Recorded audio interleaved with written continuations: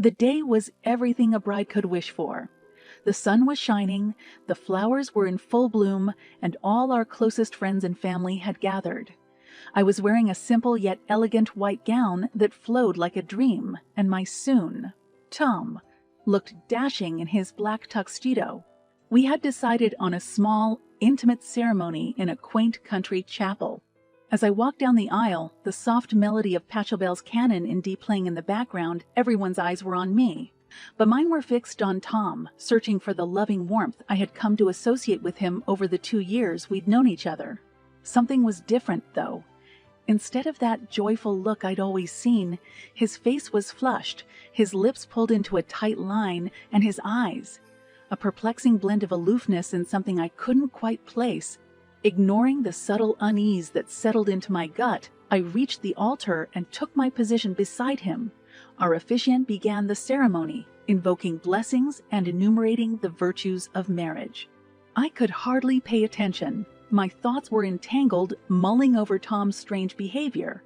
Finally, it was time for our vows. I put my hand in Tom's and looked into his eyes, my voice steady as I recited, I, Margaret, take you, Tom, to be my lawfully wedded husband, to have and to hold from this day forward, for better, for worse, for richer, for poorer, in sickness and in health, until death do us part. Tom repeated his vows in kind, his voice lacking the warmth and enthusiasm I was so used to. Something was definitely amiss, and it weighed heavily on my heart, diluting the joy that should have been filling me. We exchanged rings, and when the officiant pronounced us man and wife, Tom's kiss was mechanical, lacking the passionate sincerity I had anticipated. The moment was supposed to be magical, the sealing of our love, but it felt more like a formality, a checkbox ticked off a long list of wedding to dust. As we walked back down the aisle hand in hand as a married couple, I felt a wave of relief wash over me, but it was short-lived. We stepped away from the gaze of our friends and family for our photos, and I couldn't hold back any longer. "Is everything okay, love?" I whispered, my eyes searching his face for some sign of reassurance. "It's probably just the excitement," he said, avoiding eye contact as he forced a smile for the camera. His words did little to quell my concerns. "Just the excitement," he said, but there was no excitement in his eyes. None in his voice, and certainly none in the mechanical way he'd been moving through the motions of what was supposed to be the happiest day of our lives. That day, I felt the first crack in the foundation of what I believed would be our forever. Little did I know that it was a crack that would continue to widen, threatening the stability of everything I held dear. Despite the seeds of doubt that were sown that day, I held on to hope, praying that my instincts were wrong, that his demeanor was indeed because of just the excitement, and that we'd soon settle into the warm, loving marriage I'd always dreamt of.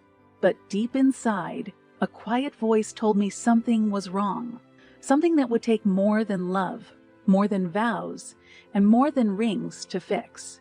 It was the beginning of forever, or so I thought. The first time we saw the little house on Willow Lane, Tom had jokingly referred to it as the little house that could. Nestled among towering oaks and featuring a garden begging for love, it was the quintessential starter home. I had bought it before we got married, enchanted by its vintage charm and its promise of a future filled with warmth and love. "Think of all the memories we'll make here," I'd said on the day we moved in.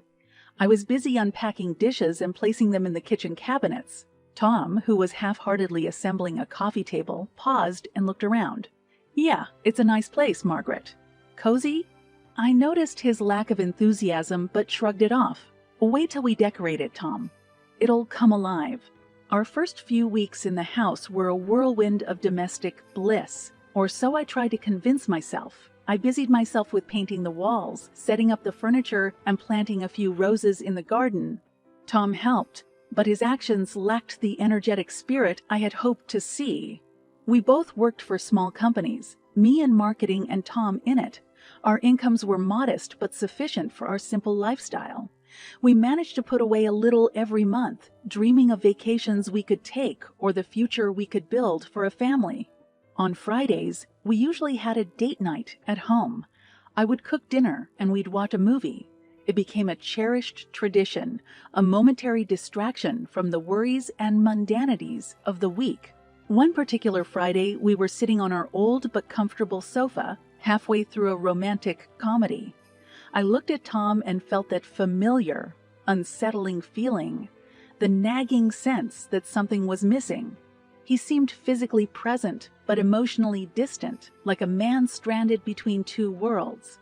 "Are you enjoying the movie?" I asked, trying to gauge his mood. "It's fine," he replied flatly, his eyes on the screen but seemingly focused on something far away. "Do you want to talk about something? You've seemed off lately." I finally mustered the courage to say, pressing the pause button on the remote. He sighed, setting his bowl of popcorn aside. "It's nothing, Margaret. I'm just tired from work, that's all." But the nothing continued to haunt our home. Our conversations grew more perfunctory, our interactions more transactional. There was a new kind of silence that settled over us, one that couldn't be filled by the sounds of laughter from the television or the clinking of our dinner plates. The little house that could was doing its best, standing sturdy and warm against the world outside. I poured all my love and hopes into its walls, fervently wishing it could magically fill the widening emotional gap between Tom and me. It was a few weeks later that I found out I was pregnant.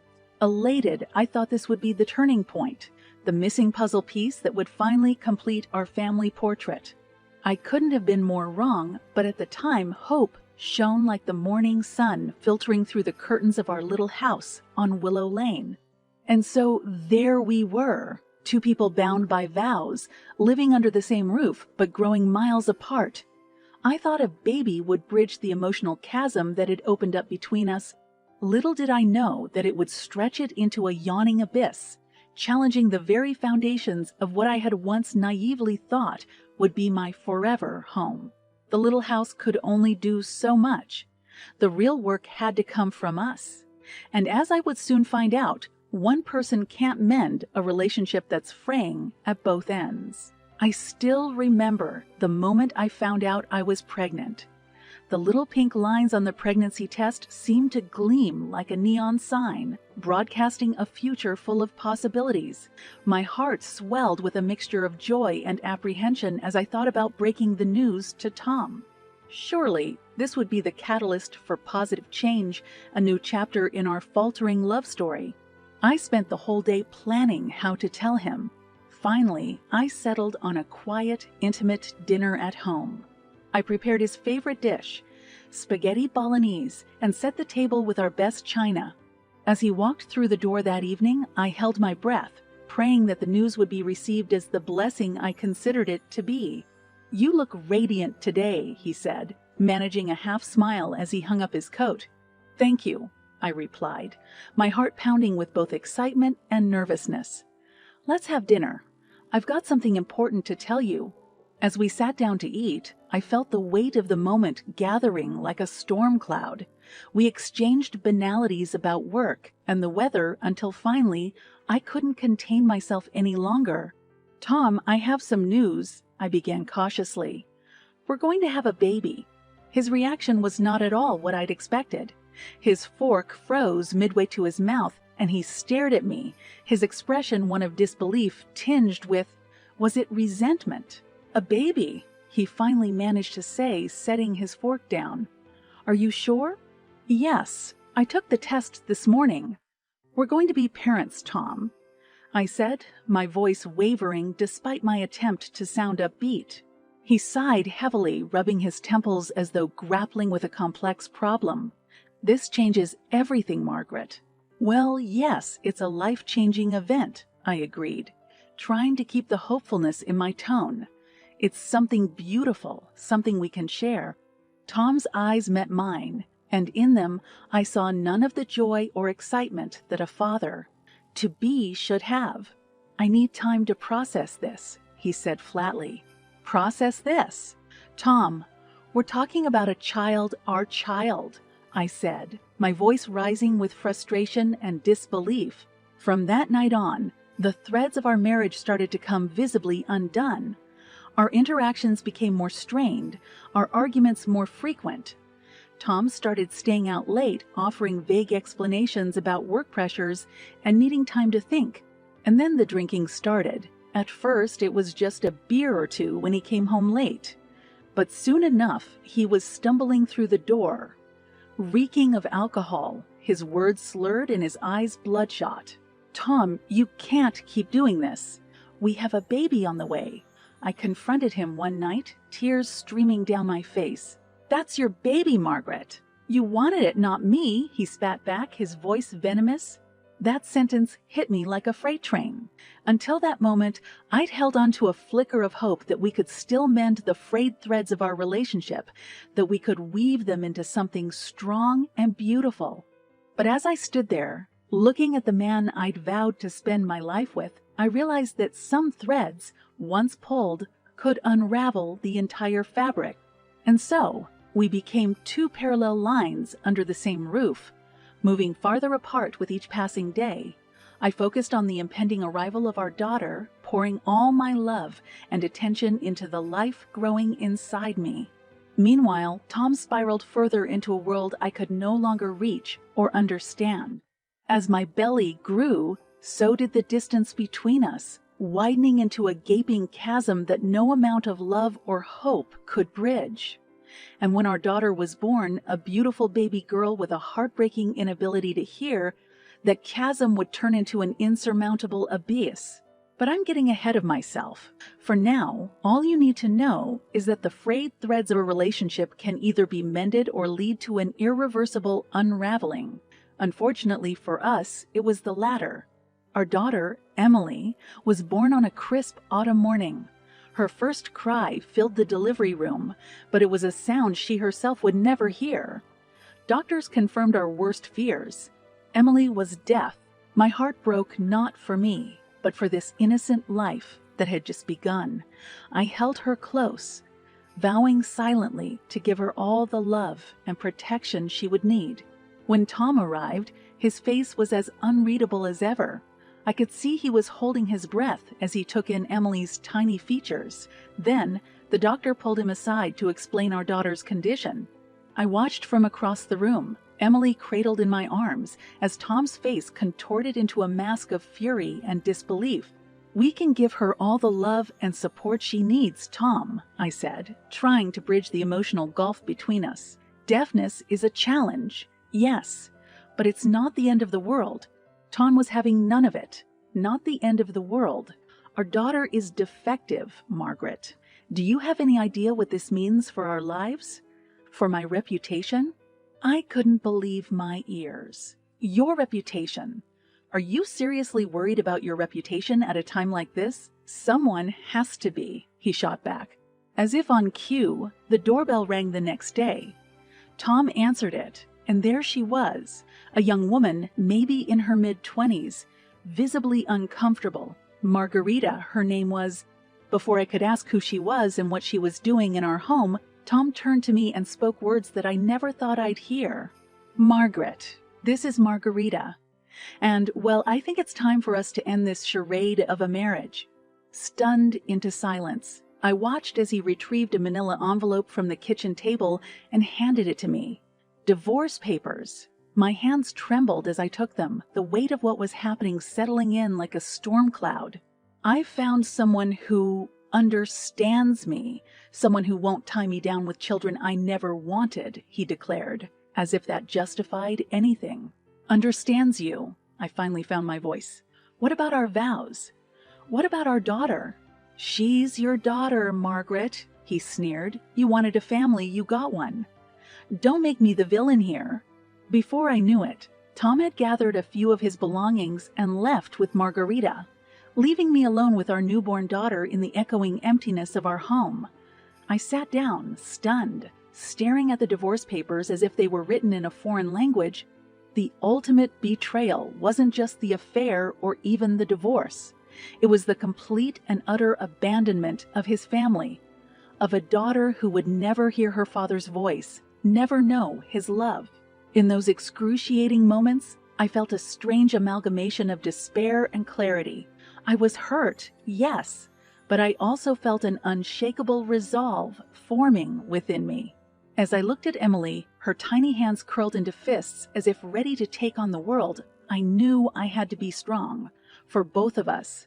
Tom had turned his back on us, but I would be damned if I allowed his betrayal to define our lives. And so I picked myself up, both literally and metaphorically. I signed the divorce papers and began the arduous process of legal battles and emotional recovery. It was tough, but the judge ruled in my favor, granting me custody and most of our possessions, save for the family car, which Tom drove away in, a fleeting symbol of a life he was leaving behind. But for every ending, there's a new beginning. And as I closed the chapter on a failed marriage and a dream that turned into a nightmare, I opened a new one. It was a chapter filled with challenges, yes, but also immense love and unexpected opportunities. Emily and I had a long road ahead, but I was ready.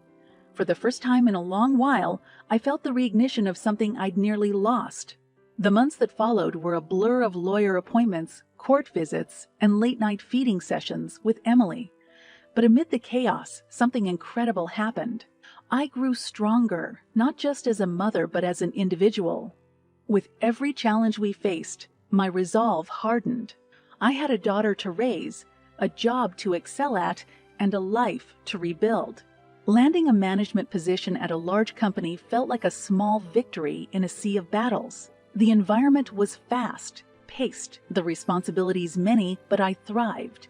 It was as if all the hardships had culled away my weaknesses, leaving a core of unbreakable strength. "Margaret, you've really turned this department around," my boss, Richard, said during a performance review. "Ever considered moving up the ladder? We've got a directorial position opening soon." The offer was tempting, but I hesitated. "I appreciate the opportunity, Richard, but my plate's quite full right now, especially with Emily." Richard smiled understandingly. "Family comes first, always. But the offer's on the table whenever you're ready." Life at home was no less hectic, but every bit as rewarding. Through the state's early intervention program, we were able to start Emily on a regimen of specialized therapies. The sparkle in her eyes as she grasped new ways of communicating melted away any remnants of exhaustion or stress I might felt. The most heartwarming moment came when Emily started using her first sign language words. More, she would sign during mealtimes, her little fingers coming together in a gesture that spoke volumes. Those silent words were symphonies to my soul, filling spaces I never knew were empty. The divorce was finalized, and while Tom got the family car, I got the house and full custody of Emily. The house, once a symbol of marital hopes, had become our sanctuary. A mother-daughter fortress against the world. And then came David, a colleague turned close friend whose presence crept into my life like a soothing melody.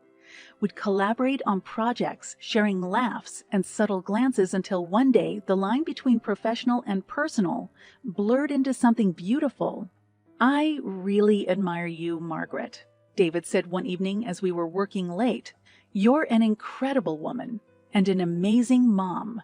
I blushed, my heart soaring at his words. "Thank you, David. That means a lot coming from you. Would you consider going out for dinner sometime? Maybe this weekend?" "Just the two of us?" he asked, taking a courageous step over the line we'd been towing for months. I smiled, touched by his sincerity and perhaps ready for another shot at love. "I'd like that, David.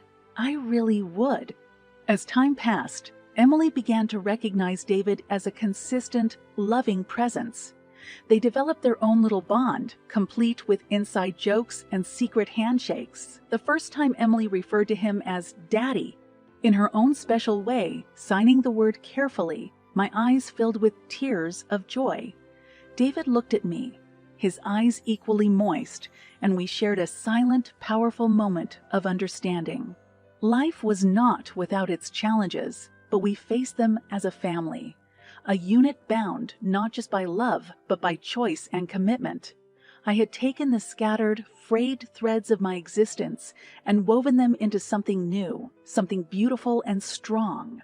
And while happiness is never a constant state, it became our predominant one, punctuated by moments of ordinary magic and extraordinary love. But as anyone who has lived long enough knows, The past has a way of reappearing when you least expect it, teaching you lessons you didn't know you needed to learn. Little did I know, my journey of rebuilding was about to come full circle, in the most unexpected of places. Life had a funny way of coming full circle. One ordinary evening, after another day of juggling work meetings and Emily's appointments, I stopped by a small store on my way home to grab some groceries. Pushing my cart through the narrow aisles, I collected the essentials: milk, bread, some fruits, and vegetables. When I finally made my way to the cash register, my heart nearly stopped. There, behind the counter, was Tom. Our eyes met, and a myriad of emotions flashed across his face. Surprise, recognition, and finally, a trace of shame. The air was thick with the unsaid as he began scanning my items. "Margaret," he finally spoke, breaking the silence. "Tom," I replied, my voice steadier than I felt. "It's been a while," he continued, avoiding eye contact. "How's Emily?" "Thriving," I said, unable to keep a hint of pride out of my voice. "She's learning new signs every day and doing well in her therapy." "That's good to hear," Tom mumbled, bagging the last of the groceries. I handed him my credit card, and as he processed payment, he looked up. "Look, Margaret, Before he could finish, I interrupted. "Save it, Tom. Just save it." He handed me the receipt, a soft sigh escaping his lips. As I began to wheel my cart away, he called out, "Margaret, wait."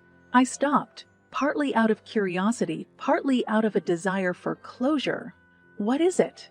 "I just wanted to say I'm sorry," Tom stammered. "I messed up royally. Margarita left me when the money ran out. Had to sell my car just to make rent. And now, well, you see where I've ended up. So karma exists after all," I said, a mixture of bitterness and relief lacing my words. "Yeah, I suppose it does," he agreed, his eyes meeting mine for the first time. "I hope life's treating you better than I ever did." "Incredibly so," I replied. "I found someone who loves both me and Emily. Someone who understands what family truly means." With that, I pushed my cart out of the store, leaving Tom standing there, a picture of regret and lost opportunities. As I loaded the groceries into my car, I felt an odd sense of liberation. It was as if I'd finally closed a chapter of my life that had been left annoyingly ajar. Driving home, my thoughts drifted to David and Emily, the loves of my life who had filled the voids left by betrayal and disappointment. Pulling into the driveway, I couldn't help but feel an overwhelming sense of gratitude. I had lost much, but I'd also gained immeasurably. As I walked through the front door, Emily ran up to greet me, her face lighting up in a radiant smile. David followed, planting a tender kiss on my lips as he took the grocery bags from my hands. In that moment, as Emily tugged at my skirt to show me her newest sign language achievement, I felt an incomparable richness in my soul. Here, in this simple yet profound scene, was my vindication, my triumph, my love. Life had taken me through turbulent tides only to bring me ashore on a beach more beautiful than I could have ever imagined. And as I looked at my family, my heart swelled with an emotion so potent it needed no words, deaf or otherwise, to be understood.